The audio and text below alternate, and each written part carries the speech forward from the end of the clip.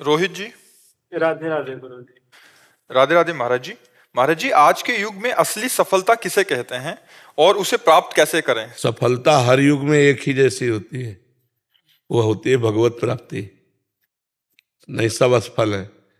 तुम चाहे जितने बड़े पद में पहुंच गए हो, चाहे जितने अरब रुपया जमा कर लियो, चाहे जितना सुंदर परिवार हो, चाहे जितना सुंदर महल हो, चाहे जितनी सुंदर गाड़ियां हैं, मरोगे तो इनमें से क्या जाएगा? तो असफल हो गए ना भाई।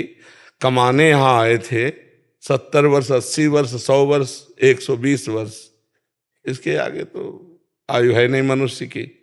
इतने में जो कुछ कमाया उसमें से 5 रुपए भी नहीं ले जा सके, तो असफल रहे कि सफल? असफल रहे ना।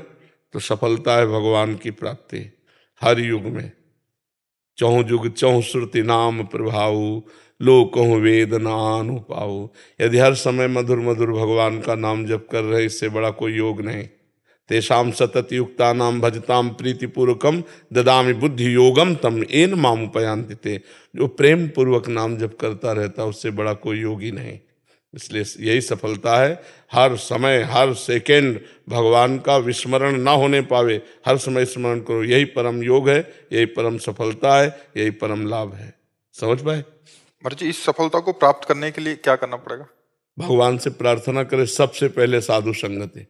प्रथम भगति संतन कर संगा। सबसे पहली भक्ति भगवान के प्रेमी महात्माओं का, संतों प्रेमी महात्माओं का, प्रपंचियों का नहीं। प्रपंचियों को नहीं। अगर प्रपंचियों को, तो वही प्रपंचे भरा रहेगा। हंसी मजाक, ये रुपया पैसा लेन देन, वो सब प्रपंच है। शुद्ध बात, त्रिगुणातीत बात, केवल भगवान से मतलब जिनको, ऐसे भक्तों का संग हो। महासंगस्तु दुर्लभो अगम्यो अमोघस्य। महापुरुषों का संग दुर्लभ है। अगर मिल जाए तो निर्वाह करना कठिन हो, निर्वाह कर ले जाए तो परम पद निश्चित मिल जाएगा। तो भगवान से पहले प्रार्थना करे, प्रथम भगति संतन करे संगा, और दूसरी रति मम कथा प्रसंगा। दूसरी भगवान के चरित्रों का खूब स्वाध्याय करे, खूब श्रवण करे, खूब मनन करे। गुरुपद पंकज सेवा तीसरी भक्ति अमान। श्री गुरुदेव भगवान के चरणों का आश्रय ले और मान रहित होकर गुरुदेव की चरणों की सेवा करे। चौथी भगत मम गुण गण करे कपट तज गान। चौथी भक्ति भगवान की लीला गुणों का कपट तज करके गान करे। कपट तज लीला गुण भगवान के गा रहे, रुपया चाह रहे। चौथी भगत मम गुण करे कपट तज गान। मंत्र जाप मम दृढ़ विश्वासा। पांचवी भक्ति है, मेरे मंत्र का निरंतर जाप हो और उसमें दृढ़ विश्वास हो। पंचम भजन सुवेद प्रकाशा। छठदम शील विरत बहु कर्मा, निरत निरंतर सज्जन धर्मा। छठवीं भक्ति है, शीलवान बने, सहनशील बने। चाहे जितना मान हो या अपमान हो, दुख हो या सुख हो, निंदा हो या स्तुति हो, समान भाव रहकर। छठदम शील, और बहुत से उन कर्मों का त्याग कर दे जो भक्ति विरोधी कर्म है। छठदम शील विरत बहु कर्मा, और निरत निरंतर सज्जन धर्मा। जो संत महापुरुषों ने धर्मशास्त्रों में क्रियाएं कही है, वही कर्म करना चाहिए, अन्यथा उन कर्मों का त्याग कर देना चाहिए जो भक्ति विरोधी कर्म है। बहुत प्रकार से जो प्रपंच में उलझा देते हैं, उन कर्मों का त्याग कर देना चाहिए। नहीं तो मंत्र जाप होगा ही नहीं, भजन होगा ही नहीं, इतना उलझा रहेगा कार्यों में।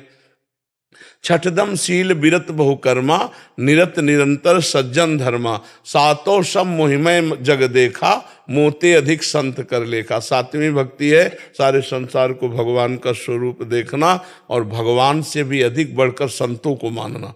सातों सब मोहिमय जग देखा, मोते अधिक संत कर लेखा। आठों जथा लाभ संतोषा, सपने नहीं देखे पर दोषा। आठवीं की ऐसी स्थिति बना ले कि जथा लाभ संतोष, सदा काहू सो कछु न चाहोगो। किसी से कोई मांग नहीं, जैसे हमें भगवान रख रहे हैं, बस उसी स्थिति में हम राजी रहेंगे। ज्यों ज्यों राखत हो त्यों त्यों रहियत हो हरि, जोई जोई प्यारो करे सोई मोहि भावे। ये स्थिति। आठों जथा लाभ संतोषा, सपने नहीं देखे पर दोषा। स्वप्न में भी किसी के दोष न देखे। नवम सरल सबसन छलहीना। नवमी भक्ति है, पूर्णता है नवमी भक्ति। नवम सरल सबसल छलहीना। सरल स्वभाव न मन कुटिलाई, ये संतों का स्वभाव होता है। जो वाणी में वही हृदय में, वही क्रिया में, इसे ठीक आचरण कहते हैं। वाणी में कुछ है, मन में कुछ चल रहा है, क्रियाएं कुछ हो रहे हैं, ये कपटी पुरुष है। सरलता ये कि जो बोल रहा है वही आचरण कर रहा है, वही उसके मन में है।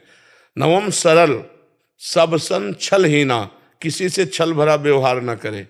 और मम भरोस ही हर्ष न देना, दृढ़ मेरे पर विश्वास हो, ना हर्ष हो, ना शोक हो, ना कभी किसी के सामने अपनी दैन्यता प्रकट करे। भागवतिक दैन्यता अलग है, गरीबी वाली दैन्यता न प्रकट करे कि बाबूजी कुछ सहयोग कर दो, नहीं। मम भरोस ही हरस न दीना, वो ऐसी दैन्यता न करे, किसी के सामने हाथ ना पसारे।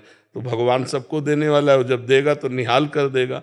नौ माँ एको जिनके हुई, अगर नौवीं भक्ति में एक भी भक्ति किसी को, तो उसका कल्याण हो जाएगा, उसका मंगल। महाराज जी आपने प्रथम पड़ा संत संग बताया इसमें, तो महाराज जी जो संसार में एकदम अभी भक्ति प्रारंभ ही नहीं हुई, उनको संतों के बारे ही पता नहीं है, विशुद्ध संत कैसे होंगे, कहाँ। भगवान से, इसीलिए हम सबसे पहले कहा भगवान से प्रार्थना करें कि हमें संत संग दिलावे।